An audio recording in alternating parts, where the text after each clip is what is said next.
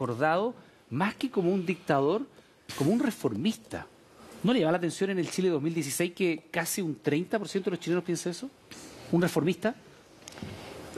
Tú dices que la gente está opinando que fue un reformista más que un dictador. No. Claramente un dictador se impone, pero hay casi un 30% de los chilenos que dicen que fue un reformista. Y uno podría verlo, por ejemplo, en que el modelo de las AFP lo tenemos, el modelo de la ISAPRE lo tenemos, la Constitución del 80 todavía la tenemos, ¿no? La misma que firmó Lago después cuando hizo la reforma, y así uno podría enumerar una serie de otras largas obras que están todavía presentes. Sí, pero mire, yo creo que en términos cronológicos, Pinochet, primero que todo, es un traidor. Es decir, hay que recordar que lo designó el presidente Salvador Allende como comandante jefe del ejército y traicionó esa confianza que depositó él para dirigir el ejército y él da el golpe de Estado. Es un traidor. Luego es un asesino por todo lo que decía recién Escalona en cuanto a la formación de todos estos grupos represivos, de este Estado terrorista que formó. Después, sin duda, se transforma en un dictador, un tirano. Posteriormente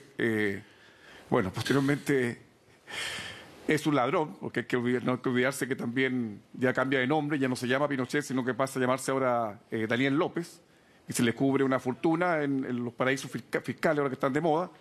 En consecuencia, no es solo un dictador, es también un traidor, es un ladrón, es un asesino, es un tirano. En consecuencia, es un personaje nefasto en la historia de la República. Y creo que sin duda hay que recordarlo, ¿eh? Yo soy de los que creen que hay que recordarlo. Hay que recordar para no repetir la historia. La nunca más se construye justamente haciendo memoria, construyendo memoria. Y creo que hoy día esa memoria tiene que refrescarse. Hugo, pero mire, mientras usted está argumentando y lo califica de cobarde, traidor, tirano, asesino, ladrón y todo lo demás, se empareja un poquito la votación hoy día. A esta hora es bien curioso, ¿eh? Mientras más argumentan en contra de ellos, el 51% cree que es un dictador, un 48, 49% lo considera un reformista, y yo diría que está casi parejo. Ahora, ¿qué le pasa al nieto Pinochet cuando le dicen en su cara que su abuelo fue dictador, traidor, cobarde, mentiroso, ladrón, asesino, tirano, todo? No me pasa nada porque mi abuelo no fue ninguna de esas cosas. Pero tú mismo has dicho que fue un dictador. O sea, sí, técnicamente lo fue, pero básicamente mi abuelo fue un hombre que lideró un alzamiento popular en contra de un gobierno que se había salido de la ley. Alzamiento popular. Sí, claro. Más de la mitad de la población, masivo. Sí, fue masivo. Sí. La gente le fue a pedir a los militares que intervinieran. Igual que ahora en Venezuela hay gente que le está pidiendo a los militares que intervenga, pero no van a intervenir. Ya, pero durante el gobierno de tu abuelo se mató gente, se torturó gente, se violó mujeres embarazadas, se hizo desaparecer los cuerpos de muchas de las víctimas de políticas. Entonces eso es algo más que un mero gobierno pedido por aclamación popular para derrocar a uno. No, eso responde a una acción militar, a una acción puramente militar. Una acción que por lo demás los militares chilenos no estaban preparados para asumir. Y la asumieron mal o bien, da lo mismo como uno lo pueda calificar. El tema es que eso fue una respuesta militar a un problema político. Sobre población civil. Sí, pero población civil que estaba armada, y población civil que estaba entrenada, y población civil que tenía líderes que efectivamente querían derrocar al gobierno. Camilo, ¿a usted qué le pasa cuando le dicen que era una acción militar prácticamente con población civil armada? Como si fuese esto una verdadera guerra civil donde había dos bandos en una cierta igualdad de condiciones, porque uno, de escucharte a ti, uno entendería que había aquí un ejército regular, que es el de las Fuerzas Armadas, y un ejército irregular de ciudadanos alzados en armas. Camilo, usted en esa época fue protagonista de la política chilena. Sí, fui dirigente estudiantil de la enseñanza media, vestía uniforme escolar y el 11 de septiembre nos encontramos con una intervención militar escalofriante, apabullante. O sea, no hubo ninguna posibilidad de que la civilidad pudiese decir su palabra, ¿eh? No hablamos de ninguna consulta ni de ningún plebiscito. Estamos hablando del bombardeo del Palacio de la Moneda, del allanamiento violento y armado a las poblaciones, de los helicópteros que fueron utilizados de manera bestial en contra de fábricas y otras instalaciones donde, entre comillas, se suponía que iba a haber algún tipo de resistencia, no encontrando ninguna, pero desatando un terror sobre la población que fue tremendo. De forma que yo entiendo que no es mi ánimo ofender de ninguna manera a una persona que es nieto de quien fue dictador del país, pero es propio que él lo diga, ¿no? No. Ya, pero efectivamente también había gente que pedía y le decía a los militares en su época que actuaran, les arrojaban huevos, les decían que eran cobardes.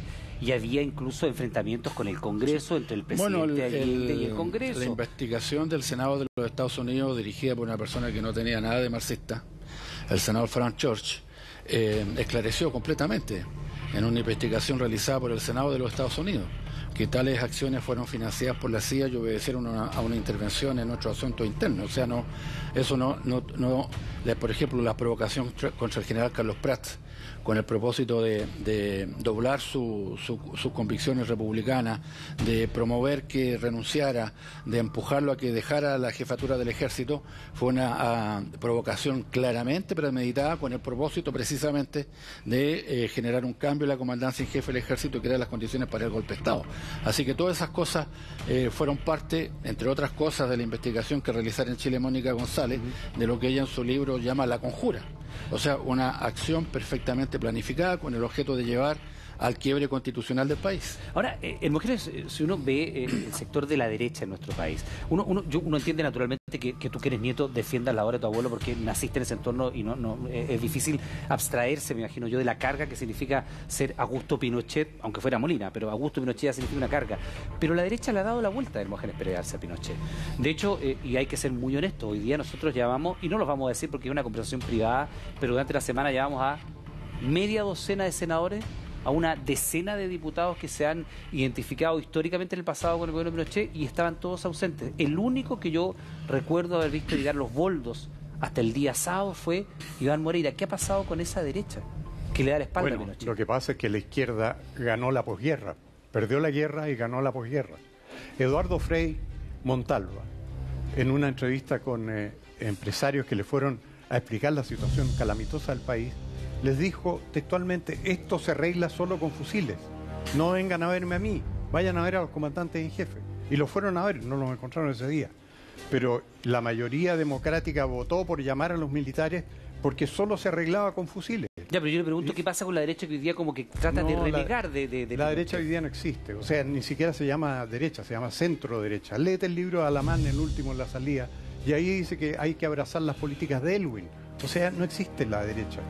La derecha... ¿Pero qué pasa con la UDI? La UDI, muchos de los que son actuales dirigentes de la UDI eran las juventudes que acompañaban a Pinochet, muchos de ellos... No acompañaban a Pinochet. Jaime Belolio, que fue candidato a presidente de la UDI, era abogado de la Vicaría de la Solidaridad, que estaba dedicada a perseguir militares que a su vez eran víctimas de los crímenes de la extrema izquierda, del Frente Patriótico de Manuel Rodríguez, que saber bien Hugo Gutiérrez de qué se trata, porque los defendía todos, con la misma hazaña con